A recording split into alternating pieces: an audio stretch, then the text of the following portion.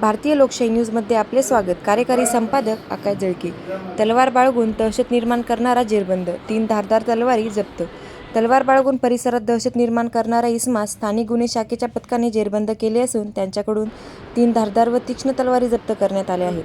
Police अधीक्षक अजय कुमार बन्सल, अपर police अधीक्षक आयुष नोपानी व उपविभागीय पोलीस अधिकारी अनंत कुलकर्णी यांच्या मार्गदर्शनाखाली स्थानिक गुन्हे शाखेचे पोलीस निरीक्षक पंकज जाधव यांनी ही कारवाई केली. मिळालेल्या माहितीनुसार अनिल किशोर मोरे, वय 20, राहणार संजयनगर, जालना, हा तरुण संजयनगर परिसरात तलवार बाळगून लोकांमध्ये दहशत निर्माण करत असल्याची माहिती पोलिसांना मिळाली होती. त्यानुसार पोलिसांनी सापळा रचून त्याला ताब्यात घेतले. चौकशी दरम्यान त्याच्याकडून सुमारे 5,300 किमतीचा 3 धारदार तलवारी जप्त करण्यात आल्या.